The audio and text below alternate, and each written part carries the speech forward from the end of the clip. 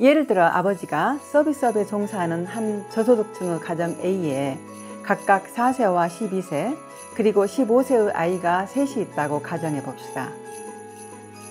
이 5식구에게 필요한 생활비의 표준 등급은 다음과 같습니다. 그러면 이 가정은 표준 기초보장비 총 3,243유로에서 가족의 총 수입인 1,750유로를 제외한 1,493유로, 즉 환화로 218만 원 정도를 국가로부터 매월 지급받습니다.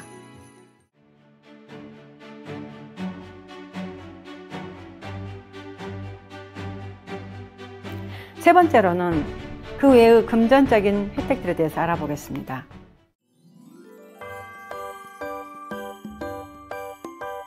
첫째로는 유명한 아동수당이 있는데요. 아주 잘 알려져 있지요. 아동수당은 아동의 최저 생계 보장의 관점에서 기초소득 보장의 성격을 띠는 것으로 독일의 가족 정책의 주요 제도 중 하나입니다. 수입에 상관없이 모든 아동에게 18세까지 매월 250유로가 지급이 되는데요. 자녀의 교육이 아직 끝나지 않은 상태면 25세까지 받을 수 있습니다. 그래서 아동 및 청소년 수당이라고 하는 게 더 나을 것 같아요. 아동 수당은 부모가 독일에 거주하고 세금을 내는 근로자면 누구나, 즉 외국인도 받을 수 있습니다. 2022년 독일에서 지급된 아동 수당은 총 479억 유로, 즉 한화로 69조였습니다.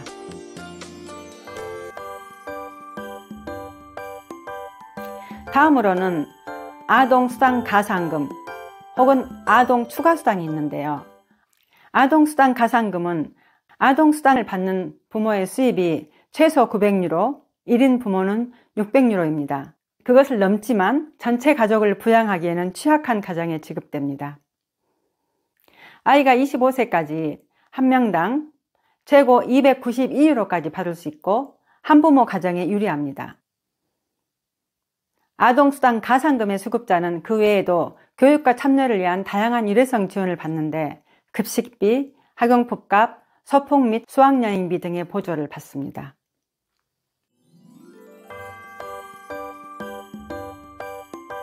다음으로 빼놓을 수 없는 것이 자녀 부양비 성금입니다.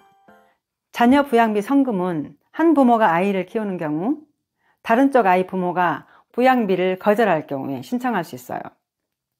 아니면 거의 주지 않을 경우에 신청할 수 있어요. 아이가 18세 될 때까지 해당됩니다. 그 액수는 아이의 나이에 따라 다른데요. 0세에서 5세까지는 230유로가, 6세에서 11세까지는 301유로가 이 아이를 키우는 한 부모의 수입에 상관없이 지급됩니다. 아이가 12에서 17세인 경우는 여러 상황에 따라서 395유로까지 받을 수 있습니다. 국가가 먼저 이 돈을 아이에게 지급하고 나중에 부양비를 줘야 하는 다른 쪽 부모로부터 강제로 국가가 받아내기 때문에 자녀 부양비 성금이라고도 합니다.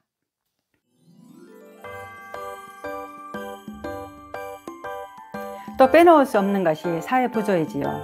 사회부조는 수입이 너무 적어 기초보장이 안 되는 경우에 국가로부터 받는 보조금인데 집세와 생활비 보조, 그리고 기타 일회성 보조가 있습니다. 이제 이 생활비와 집세 등의 사회보조가 어떤 기준에 의해 얼만큼 제공되는지 살펴보겠습니다. 독일의 모든 국민은 자기의 수입이 이 기본적인 표준 생활 기준에 못 미친다고 생각하면 신청하여 그 부족한 차액을 보조받을 수 있습니다. 단지 사회보조를 받으려면 자기가 가진 재산이 거의 없어야 가능합니다. 독일은 한 개인이 나이에 따라 필요한 최소의 생활비, 즉 최소한의 인간다운 삶을 위해 필요한 표준 필요 등급과 그에 상응한 금액을 정해놓고 있는데요. 간단하게 기본 생활비라고 지칭하겠습니다.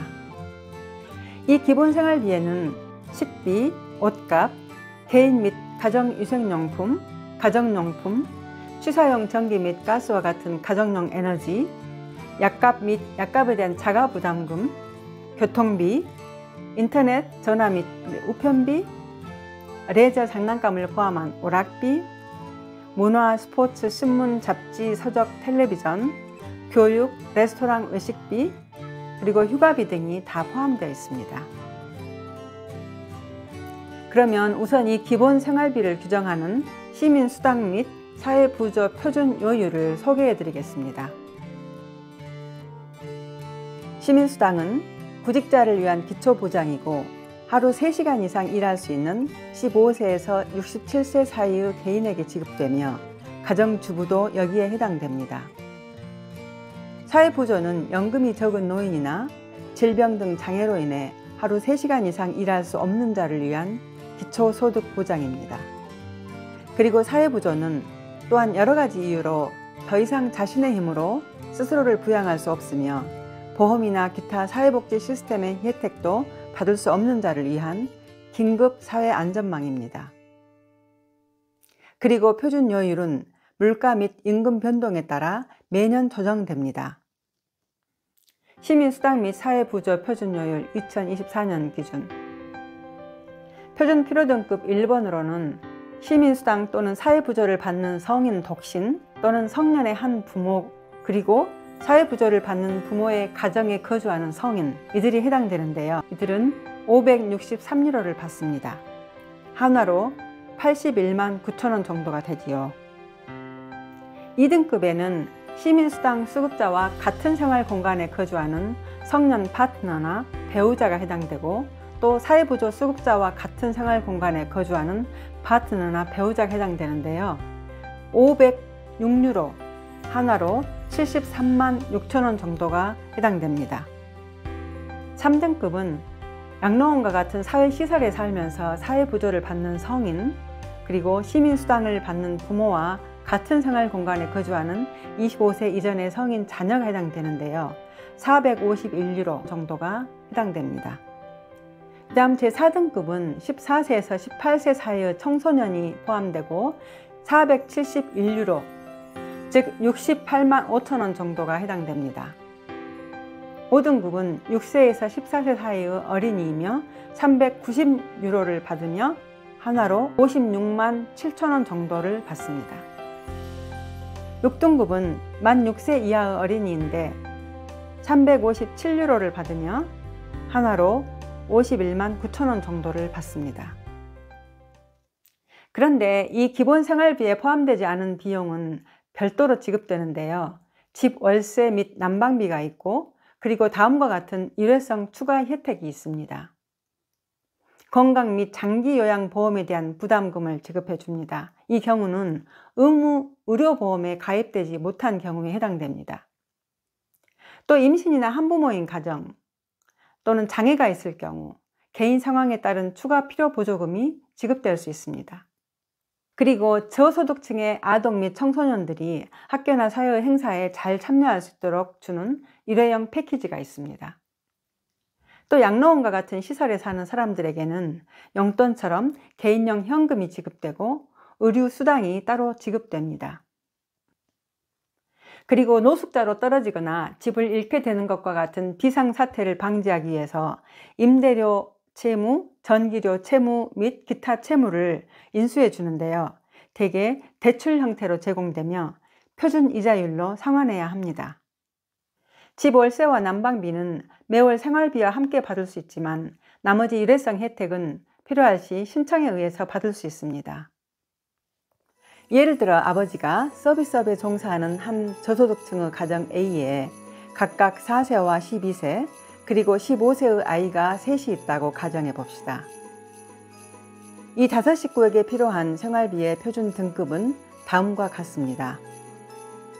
헌법이 보장한 기초 생활을 위해 아버지와 어머니는 각각 506유로를 그리고 4세 아이는 357유로, 12세 아동은 390유로를 그리고 15세 아이는 471유로를 필요로 합니다.